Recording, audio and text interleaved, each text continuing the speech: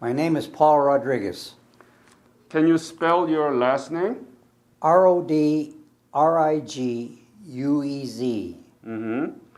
And what is the ethnic origin of your name? It's actually a Mexican Spanish name. And what is your birthday? Pardon? Birthday. My birthday is November 1st, 1932. So you are now 88 years old? I will be 89 in November 1st. You look great, sir. Thank you. I am a 10-year survivor of pancreatic cancer. Oh. And I'm a 4-year survivor of liver cancer. You had the two cancers. Yeah, I had pancreatic cancer in 2011 and went to the MD Anderson Cancer Center in Houston. Mm-hmm. And they did what they call the Whipple procedure. And they told me if it didn't come back in my pancreas, that it might come back in my liver. And after 2 years, it did come back in my liver. And I was going to Houston every 4 months, and they do an MRI and check it over. And they put me on a chemo pill, which was very, very bad. If I kept taking that, I'd be dead. Oh. It was very bad. You have mouth ulcers and a lot of problems with the chemo. And in the meantime, a doctor from Seattle started coming to Billings. He came to Billings. And another doctor, an oncologist, was coming to Billings Clinic here. And I thought, well, I'm going to get a second opinion. And so I went and seen him, and he said, well, this doctor in Billings does a different procedure. It's a procedure called TACE, Transarterial Chemoembolization. I don't know if you've heard of it. They go in through your main artery in your groin, right here. Yeah. And they run a catheter up where the cancer is, Mm-hmm. and they put the chemo right there, and there's no side effects. No side. Anyway, I did this treatment about every 6 months for 3 years, and last year he said he came. I went to for an MRI, and he says, I hope you saved a lot of money because you're going to be around for a while. He says your cancer is gone. Wow! Congratulations. And then this year I went back, and he said I don't know, it's like a miracle. But you're still cancer free, and I feel very fortunate to still be here. Yeah. You need a Medal of Honor for the two cancers. Yeah. Wow, that's especially pancreatic cancer is really hard to recover from. They actually gave me 2 years, possibly. Oh, maybe because you are the one of bravest Korean War, so that you could fight them, right? I hope so. So, where were you born? I was born in Powell, Wyoming, which is 23 miles from here. Mm-hmm. And tell me about your family background. What was your father doing and mother and your siblings? Well, my grandfather was Spaniard. He came from Spain at one time. And I never did know my grandmother. She was dead before I was born. And they came here, my parents, my mother came here. They were the first migrant beet laborers to come here to work in the fields. Beet? Beets, and work in sugar beets. I love beets. I love beets. These sugar beets we raised 1,500 acres of sugar beets. Wow. Anyway, they were the first migrant beet laborer to come to Powell and Lovell. They had built a new sugar factory in Lovell, and they couldn't get enough people from around here. And my mother's family was a big family. They had a branch out of Las Vegas, New Mexico. And there were hard times in the 20s, and they were not making a good living, so they came up here, and they were the first And my father and my grandfather came here working on the railroad. Mm-hmm. And that's then they eventually went to work in the sugar beet field, and that's where my mother and my father met. Got it. How about schools? When did you work? What school did you go through here? I went to a school in Powell and Powell? in Powell. What is it? P-A-U-L? Pardon? What is the name of it? It's just Powell School, Powell. P-A? Powell. Oh, Powell School, high school. When did you graduate? I graduated in 1951. Wow. So, when you graduated, already the Korean War broke out, right? Right. Yeah. And did you know anything about Korea before? Did you learn anything from I school? didn't know even where it was at. And, they didn't teach, I don't know, in history. I don't remember ever hearing about it in our history class. And, Uh-huh. and of course, at that time they had the draft. And all through high school, I worked on a ranch over here in Cody. So I had more friends actually in Cody than I had in Powell, because all through high school, in summertime, I worked over here in Cody on a ranch. I see. The ranch is still, one of them is still up South Fork, the TE Ranch. Mm-hmm. It was originally Buffalo Bill Cody Ranch. Ah. Originally Yeah. owned by the William Code? Pardon? Owned by the Buffalo Bill? Originally it was owned by Buffalo Bill. I see. So did you volunteer or were you drafted? I was going to be drafted, and I belonged to the Civil Air Patrol, and I liked to fly.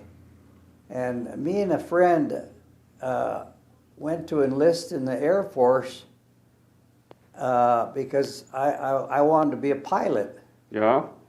And we went to Butte, Montana, and they said, well, you have to be 5'8" at least to qualify for pilot training school. Oh, really?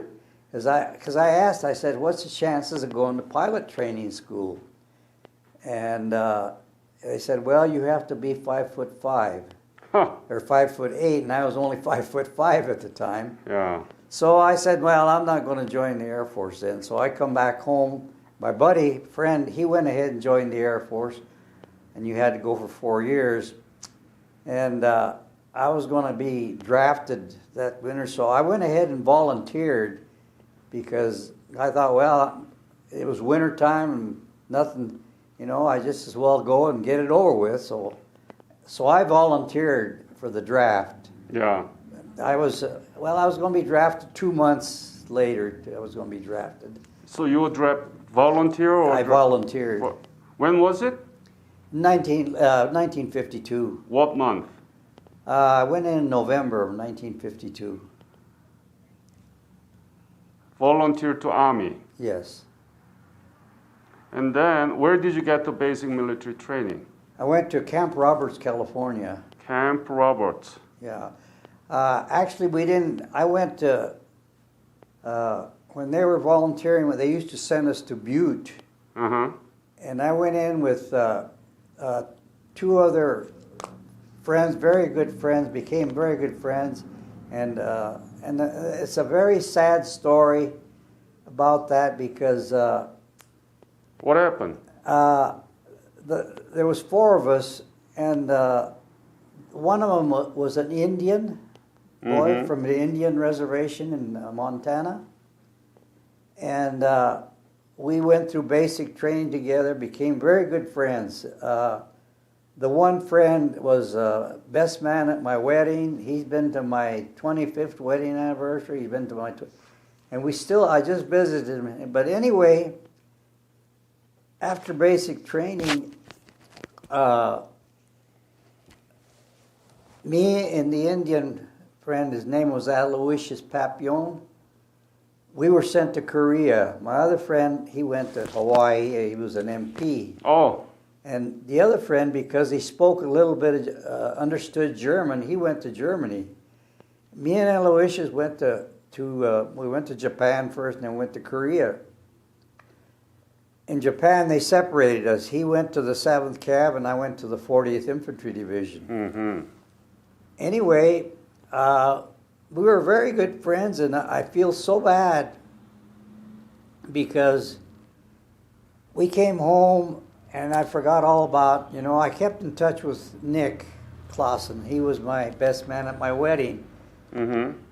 And the other friend of mine was named by the name of Robert Cartwright. He was from Kalispell, Montana. So we had a reunion, I guess 30 years after the war. I had never seen Nick. Well, I had seen Nick, but Bob and Aloysius. And we tried to get a hold of Aloysius Papillon, and because it's in Hardin, Montana, and we couldn't find him. Mm. And I felt bad because, anyway, we had this reunion, and we asked Bob Cartwright if he had heard of Aloysius, what happened to Aloysius. And he said, well, he was the manager of the fair. They have the fair. He said, I seen these ranchers with the name Papillon Ranch on their jacket. Uh-huh. And I asked them, was you related to Aloysius Papillon? And they said, yeah, he was our son. Ah. And he was killed in Korea. You didn't know? And I didn't know, and I should have when I come back. Ah. I should have went and seen him. I'm sorry. But No. It's...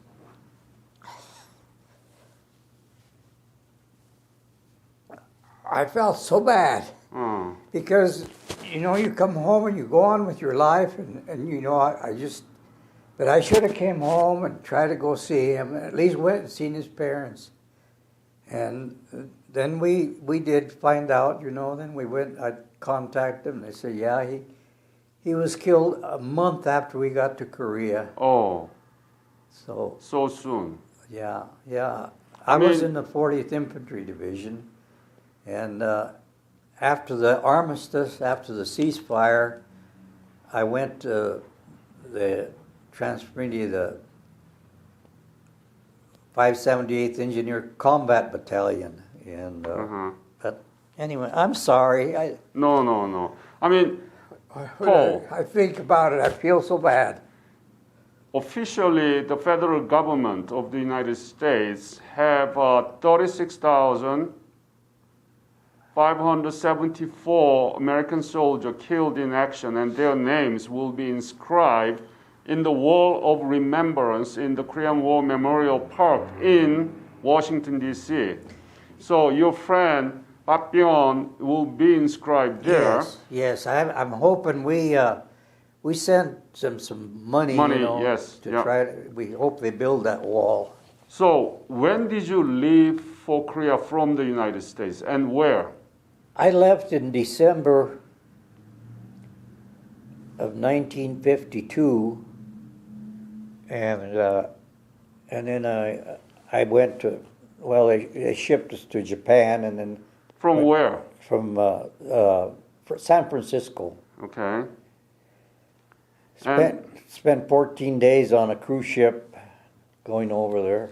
And did you go to Sasebo, or where did you go to? We went to Sasebo, yeah. Mm-hmm. And there was an army base there, Camp Drake. Yeah. And then from there, when did you arrive in Korea? Where? We went on a small ship to Incheon. We landed in Incheon. Do you remember the date? I do not remember the date. It was shortly. We spent a week in Japan. So was it 1952 or 53 that you landed? It was in 53. And what was your unit and specialty? You belong to 40th Division, right? 40th Infantry Division. Yeah, and battalion, regiment, and the company, and so on. What is it? Well, I was in the 40th Infantry, the 160th. Mm-hmm. And then after the armistice, they transferred to be What, 160th of what? 160th Infantry Infantry? Regiment. Oh, infantry regiment and battalion? I can't even remember. I have it in Company? Company C. And what was your specialty? I was a rifleman. Rifleman. Okay. So you didn't know anything about Korea before, right? No. And now, when you told me that your friend went to Hawaii as a military police, Yes. and one of your friend who speaks a little bit of German, went to Germany. So you and your friend, Indian Native American friend, heard that you are going to go to Korea. What were you thinking? Well, we thought we'd have to do what we have to do. I was very young and didn't know anything about it, and we'd taken basic training, and I was afraid. I was a little afraid, because what happened. We were on a train to up to the front from Seoul. We was on a train going to the front, and we stopped. The train stopped, and they were unloading dead Americans in body bags. Oh. And that's one of the first things that we seen, and so it made us very, very sad, to see, they were loading these dead Americans, and they had them in body bags. Mm-hmm. And so we were really scared, and but, Where was it, in the Seoul? yeah, it was, no, it was further up from Seoul. It was we landed in the Kumwa Valley. Oh. So you were in the Iron Triangle. Yes. Yeah. And after the armistice, because I was one of the new replacements. Mm-hmm. It was the 40th Infantry Division was the California National Guard, and the people that were there were rotating back, and I was one of the first ones in this platoon. So I was just private first class, but there was people coming in after me. But because I was one of the first ones there, and most of the platoon was transferring out, they made me platoon sergeant. Really? So I went up the ladder pretty fast and made corporal, and then sergeant, staff sergeant. I made staff sergeant. Uh-huh. And tell me about first image of Korea when you landed in Incheon and you went up to Seoul and then Guma Valley, okay, by train, right? And then trucks. What was the image of Korea you saw for the first time? People, landscape. Yeah. How about destruction of city of Seoul? Well, Tell me the detail, please. Well, Seoul, there was one hotel, 2 stories. That was about the only building that we seen. I mean, it was really destroyed bad. It was bad. I mean, really, really very bad. And we felt we'd never seen such destruction, and so many children, without parents, they come to the train. And we'd give them candy bars and stuff, and we felt pretty bad. We'd never seen anything this bad. In my life, I'd never seen such destruction. And then on the train going north, it was through farmland. We seen the little villages, and lots of people, walking. The people coming from the north, coming down, on the road, along the tracks, but. It was quite a shock to us, we were, had never seen anything this bad. Did you ever think that, I'm in the wrong place? Well, I didn't want to be there, but I said I'm here and I'm going to do the best I can.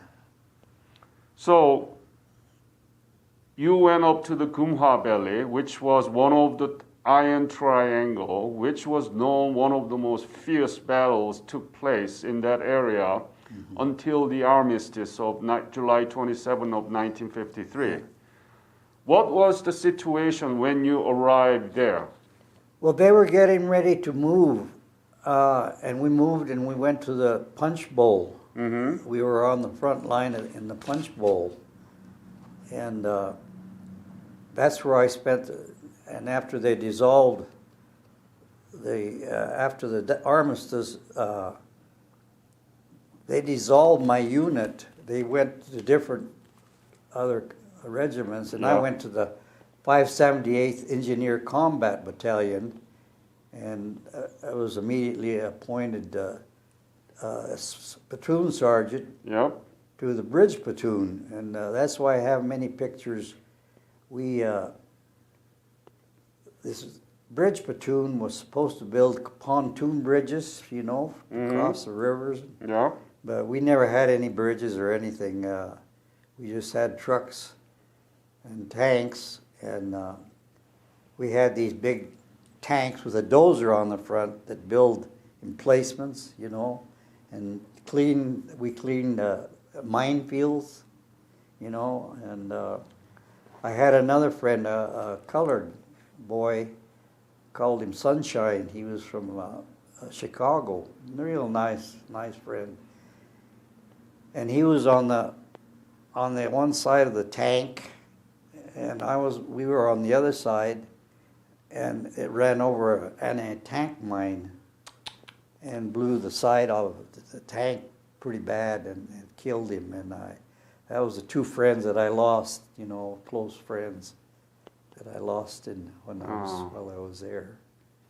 But and I spent there 15 months in that 578th Engineer Combat Battalion.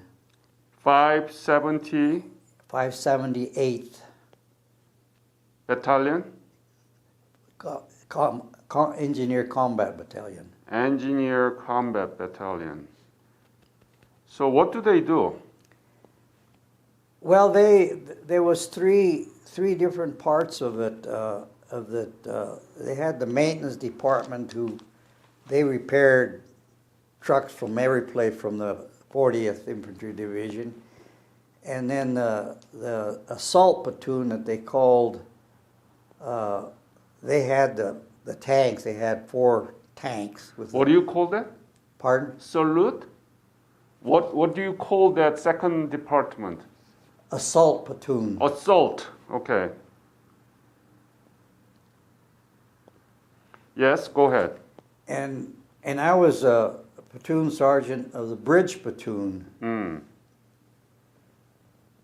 And of course, our job was supposed to be to build bridges, but after the armistice, there was no place we had these big trucks, and we hauled supplies from Seoul up to the front line, because we had the front line was on one edge of the Punch Bowl. The Punch Bowl was a big Yes. mountain, and I tried to go back and see that when I went on the revisit, but they weren't letting anybody there. Later on, I think they had some tours up there in the Punch Bowl. When did you go back to Korea? In 2006, Mm-hmm. I went on a revisit. So, let me ask this question. You said you didn't know anything about Korea. You didn't know where Korea was. When you landed in Korea, it was miserable, right? Very poor, all destroyed.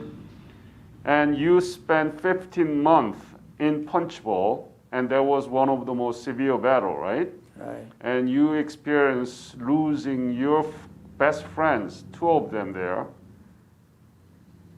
When you go back to 2006, what did you see? How did you feel about it? Tell me the details. Well, it made me very proud that I had helped, because I was amazed. I could not believe the big buildings, super highways. Seoul was a completely different. When we went there, there was one bridge across the Han River. When we went back, when I went back, we landed in Seoul. And there was like 8 bridges across the Han River, and just it was just amazing. I mean, they took us on a tour. They took us up to the where the armistice was signed. You know, they took us there and visited there. We visited the memorial, the Korean memorial, and the most interesting part was a Korean War Memorial Library, which goes back in time, way back in the history of the Korean people, Mm-hmm. and then up to date. And then that museum, they had out there, I don't know, maybe two city blocks of all the equipment, vehicles, artillery, tanks that was used by both the North and the South Korean in the war. But it was that museum. One day they went on another tour, and I wanted to see more of the museum, and I spent the whole day. It takes you 2 days, 3 days to see all the museum. That was very, very interesting. So you saw Seoul City, right? Yes. Did you ever think that Korea would become like that when you left in 1954? No, I never dreamed that they could build a country up that fast, you know, and I mean develop it and have industry. They took us to visit, and I don't remember what the name of the development. It was over across, close to Incheon. They were building a park. It's probably done now. That was going to have an international school. Songdo.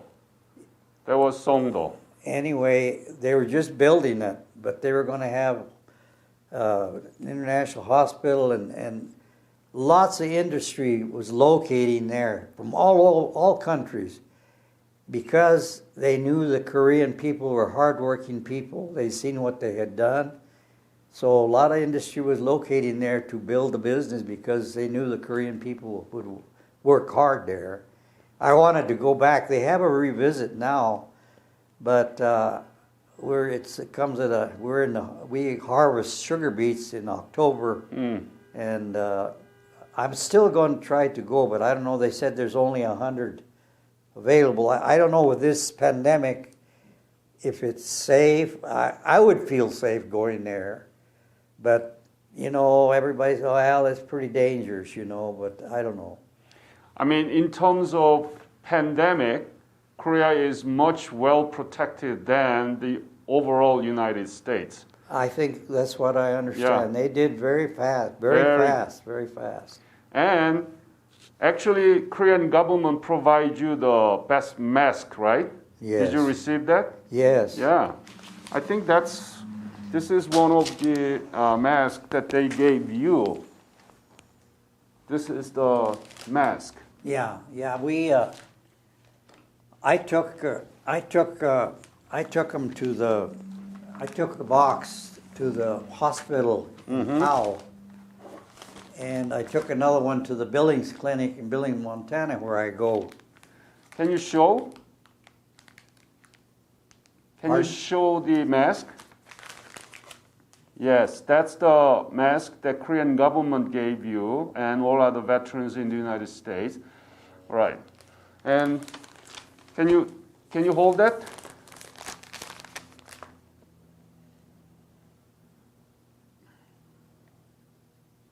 Give me some smile. Thank you. So that's amazing, isn't it? That Korea become 11th largest economy in the world in a very short period of time. Are you proud? I'm very proud that I helped.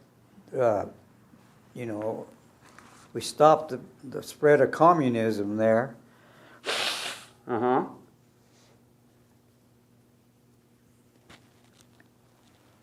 Oh no, when we went back on this revisit, we were treated very, very good. In this here, there's some pictures For me, one day they said, if you have your old uniforms, bring them.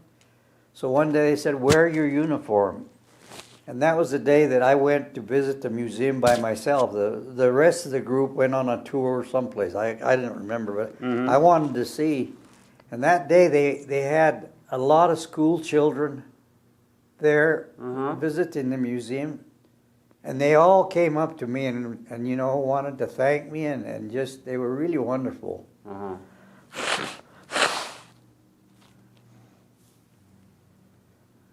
So, but despite such a beautiful outcome, right, out of your Yes. service, we don't talk about much on the Korean War in the school, and it's been known as forgotten war. What do you think we have to do? Do you know, our teachers here are very, you know, they don't, we have tried in Powell, the school, twice to have, because I have boxes of the little books that they send us that has a history of the Korean War, Yes. and we passed them out. Yeah. Yes. And we tried to have a program there to tell the Korean, the story about Korea, you know, but we haven't been very successful. But many of my friends, I belong to the national organization, and a lot of my friends in the other units back east, they have been very successful in going to schools and giving programs.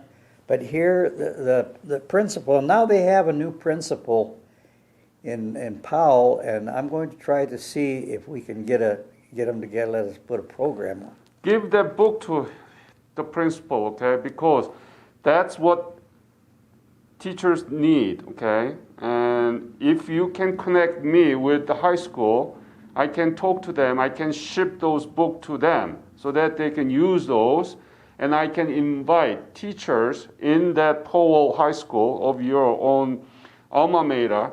We can invite them to the big conference in Washington, D.C. We pay everything for them, okay? That would be great. Yeah, so I want to talk to you after the interview about the school, all right? And Okay. please connect me, because my foundation has a lot of program for the teachers. It has to be done by the teacher for the teacher. Otherwise, nobody will talk about the Korean War in 10 years. Right. Do you agree? I agree, because it's the new generation does not know, and they don't seem to care, Yeah. because nobody tells them about it. Nobody Exactly. teaches it in the school. Exactly. That's why we are doing this, okay? Tell me about the battle. Were there any chance that you could have been killed? Yes. Tell me details, please. What day, how did it happen? Well, we were attacked in the middle of the night by these Chinese, mostly Chinese, and it was very scary. They had bugles, and you know, and you know, we were surprised, you know, in the middle of the night, and luckily we were able to defend them. And I mean, there was a few people killed in there, and you know, right in my platoon where we were at, we were very fortunate. We didn't get anybody casualties, but Was it in the punch bowl? in the punch bowl. Yeah, And where were you? Were you in the foxhole or in yeah, the we barracks? had in the foxholes, and we had a bunker, and we had machine guns in the bunker. I was just a rifleman, you know, and we shoot, you know, but you know, they came, and you know, many of them came, but there was enough firepower on our side that we stopped the attack, and that was the only real big battle that I was in, that they attacked us, you know, because I was only there, you know, and actually I went over in December, and it was in between. It was in January when I got to Korea. I shipped here late December, and then in January. And then, of course, the war was the armistice was in July, Mm-hmm. and so I didn't get, we had the ceasefire, and But between January until ceasefire, there was a severe battle, right? yes, yes. So did you experience that severe battle all the time? Well, we were right where we were at. They didn't hit us too bad. We were up high, and they had to come. We were in a very fortunate place that we were up high. What hill was it? I don't remember the hill. It's been, I haven't taught about it or talked about it. I just remember that I was fearful. I was fearful, scared. How was life in the bunker? I mean, how long did you stay in the bunker and then you retreat back to headquarters, right? Rear. Well, the most we stayed up there was 9 days one time. Okay. And then we got to go back and to shower and rest for a couple of days, and then we go back. So another 9 days. 9 days, yeah. So it's a rotation of 9 days. Yeah. When you are there for 9 days, you were not able to take shower. No. What about? Well, we had a little water. We used our helmets, to wash a little bit. But the winter was the worst. It was very cold when I got there, and that was the coldest. They gave us those Mickey Mouse boots, and you couldn't take them off. I mean, because you didn't know when you had to go, but your feet would sweat, and then your feet would freeze. And I frostbit my toes. Oh.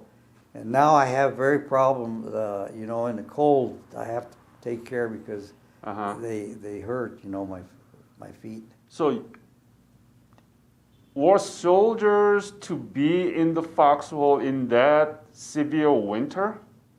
In the foxhole? Yes. We had bunkers behind, Yeah. They had little Stove. things that we could warm up a little bit, but you'd spend, at night, you had to stay, At night. you have to be very vigilant, How long? How long will you have to be in the foxhole and then go back to bunker? Well, we'd take shifts, we'd go, for, sometimes 5-6 hours Outside. at a time, and Must have been really cold.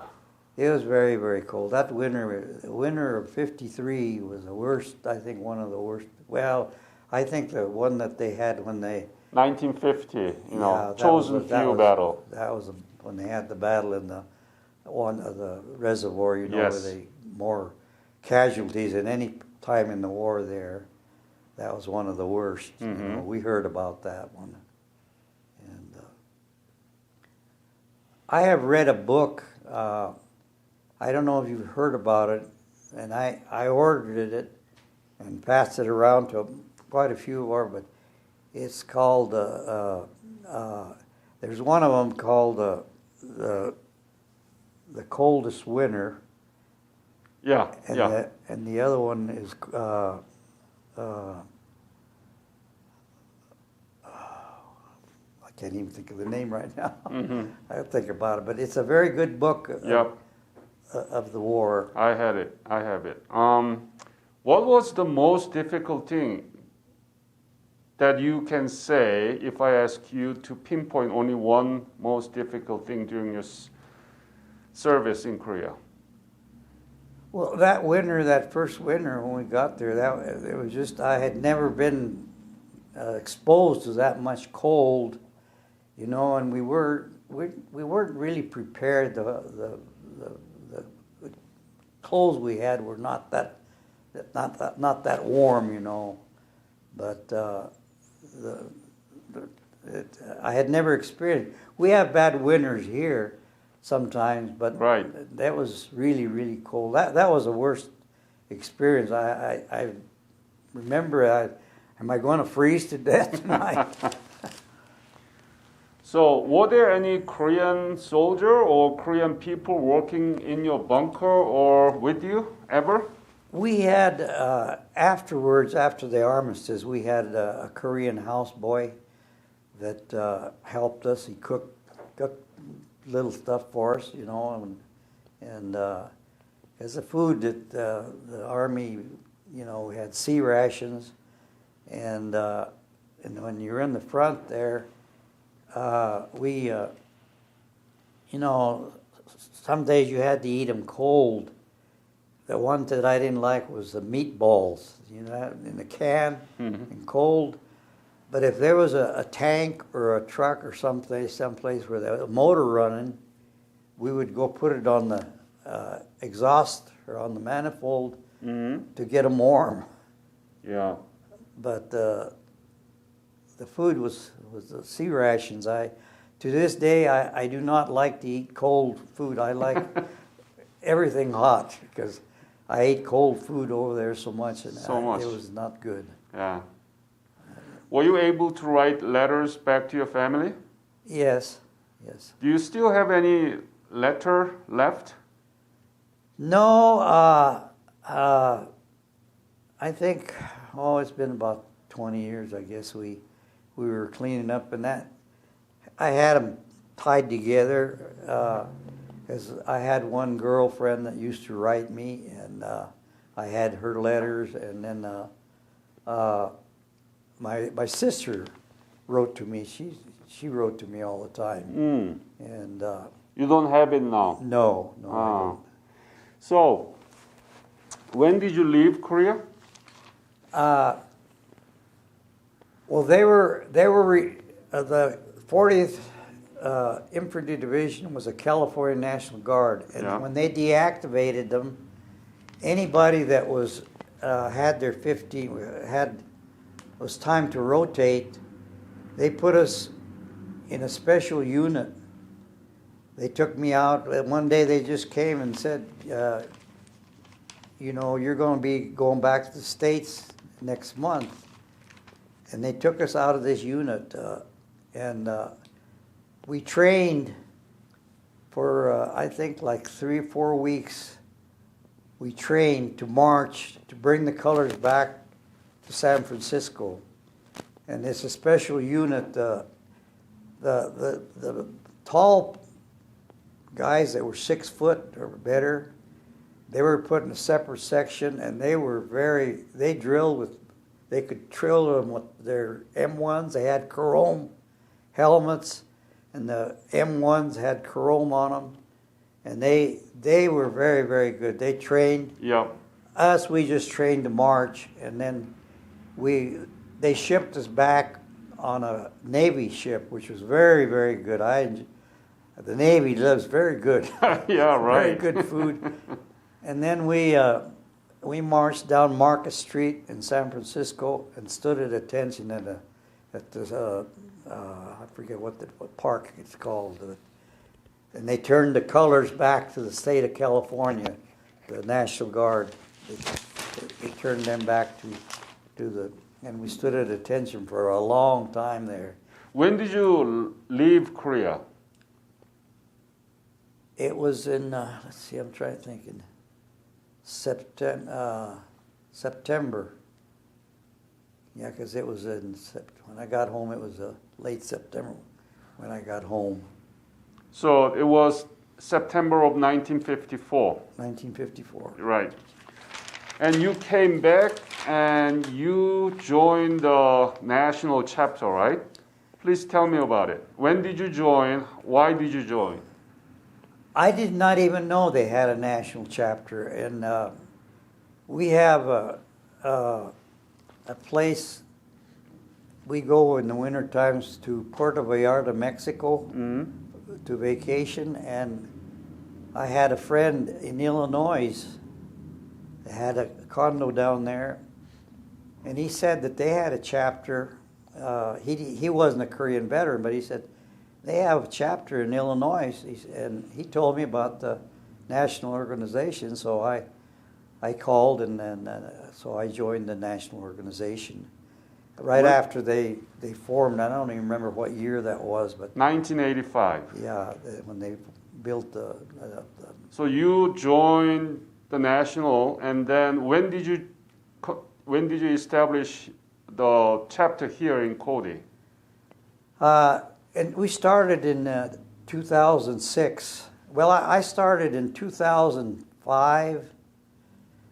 I was in contact with a gentleman from the national organization. Sam Mariyama. It was his name. Yeah. And he helped me, they sent me all the, but you had to have 12 members to start a chapter. Yes. And I couldn't get that many people interested. And I went to people that I knew were Korean War veterans. And I was able to get, I think there was 5 or 6 of us that we joined, and they joined the national organization at the time. And they told me, well, they're going to form a chapter in Cheyenne or Casper, and because they were big cities, I thought, well, my goal was to build a memorial here because they had the Vietnam Memorial here. They already had that, and they had that little. And my goal was to build a memorial here, but I couldn't get enough people. But they said, well, if you want to join a chapter, we think that Cheyenne and Casper are trying to form a chapter.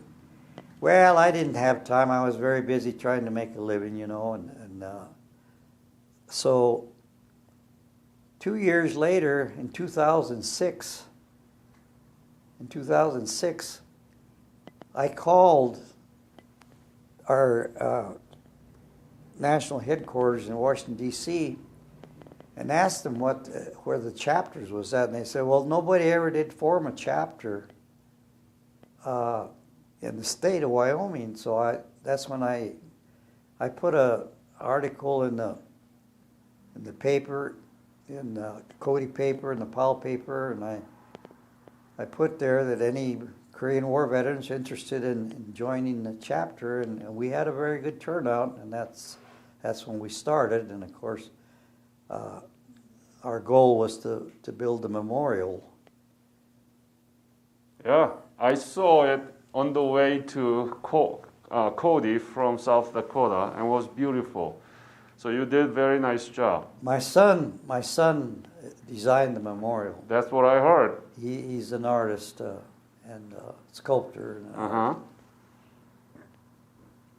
So. And when we started out, we didn't know it was going to be a county memorial or a state memorial.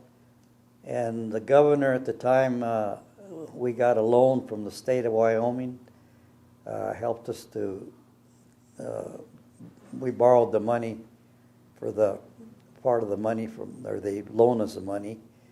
And the governor declared that it would be a state memorial. And then later, when he came and dedicated it, it was dedicated as Wyoming Veterans Memorial Park. Yeah. So, tell me about whole thing. You didn't know anything about Korea. You saw Korea completely destroyed and very poor. Now you've been back to Korea and you saw completely different Korea. So, what is Korea to you personally now?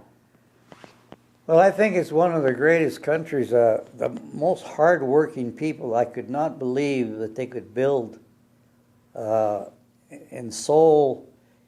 As far as you can see, there's big high-rises, and they're not office buildings. That's where people live and work. Mm-hmm. And I was very proud that I helped. Mm-hmm.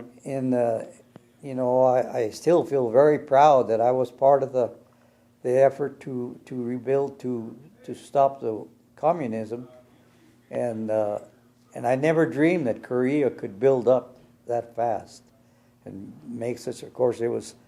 I came back in 1954, and I went in 2006 when I went back. So there was a long, but I mean, it was just amazed me. I mean, I was very proud that I was able to help. What little bit I did to defeat communism to where Korea could grow on their own. Mm-hmm. Any other story that you didn't tell me yet about your war experience in the Iron Triangle, Punch Bowl, and Geumhwa Valley, and so on? No, it just it was a bad. You know, I seen people killed. You know, and it just I had bad memories for a long time. You know, I was not a very good person when I come back.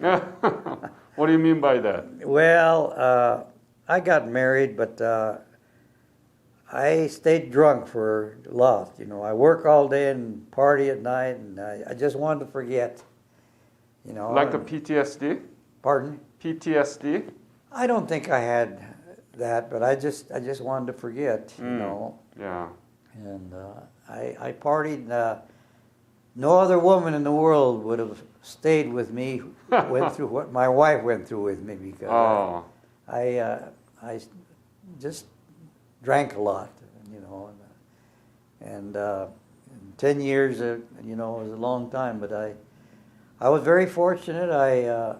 I started farming. My dad was a farmer, and when I left to Korea, he was doing pretty good, and then he had some bad years. And when I come back, I didn't want to farm. I didn't like the farm, and I liked the cowboying over here in the ranch, you know, because that's what I did before that. But he had got in debt real bad, and a man that loaned him money said, "If you will sign this note for $15,000 with him, I won't sell him out, and you can farm a place."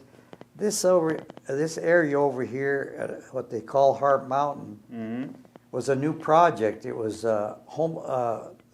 homesteaders from World War II were given these farms. They was in a drawing, and if you drew, they give you a piece of land, and you had to develop yourself. I was in a drawing afterwards in Idaho, but I didn't draw. But I started farming, and I was very fortunate that I was able to do good. And at one time, I was one of the largest sugar beet farmers. We still are the biggest sugar beet farmers in the state of Wyoming. I'm proud of you. My son runs it now. I sold out in 2005, and 2002, I sold out to my son. Now I work for him on the farm. So your son is your boss. Yeah. Yeah. Wow, this has been a wonderful an hour already. We're spending almost 55 minutes already, and I was able to hear from you about such a big transformation, even in Korea and even in your life. And that's a wonderful story to share. Well, you know, when we built the memorial, I still have them at home, a replica of the memorial, and I put it on pickup and went all over the state and put it in banks and gave talks and tried to raise money for the memorial. I spent a lot of time that 1 year going all over, taking the memorial and showing and talking to people. And we raised a lot of money ourselves, you know, besides what the state loaned us, you know. And also Korean government donated, right? The Korean government, yes, I was very proud of, and we stayed in contact for quite a while with the Korean consulate from San Francisco. A Korean lady from Cheyenne heard about we were trying to build a memorial, and she put me in contact with this Korean consulate in San Francisco. And then he came here, and we went to Cheyenne, and he presented us with the first check, you know, and they contributed greatly to our memorial. And that is from the budget of MPVA, Ministry of Patriots and Veterans Affairs, yes. MPVA. And also this digital archive project is sponsored by the MPVA. So yes. We want to thank Ministry of Patriots and Veterans Affairs. I have letters that the minister would send me, and I went to the college. I was on the board of directors of Northwest Community College in Powell, and we had many Korean students there, and I would take letters for them to translate them Uh-huh. for me. And we drove back and forth, you know, and was able to get but we were very happy that they have their name. Did you see the sponsors memorial out there? No, I'm going to go there to see it. We have a sponsors memorial there that everybody that contributed Yes. to the memorial over $5,000. Yep. So Paul, this 2020 is the 70th anniversary of the breakout of the Korean War. And this interview project sponsored by the MPVA is to commemorate those 70th anniversary. What would you say to the Korean people in commemoration of 70th anniversary? I'm very proud of what they have done with that country. Very proud. Mm-hmm. Because I could never believe that they could build a country up like from ashes, and make such a beautiful country out of it. Excellent. Thank you so much again sharing your whole story. And we want to thank you on behalf of Korean nation that you fought for Korea and still be the best friends to the Korean people. Thank you, Paul. Thank you. Yeah.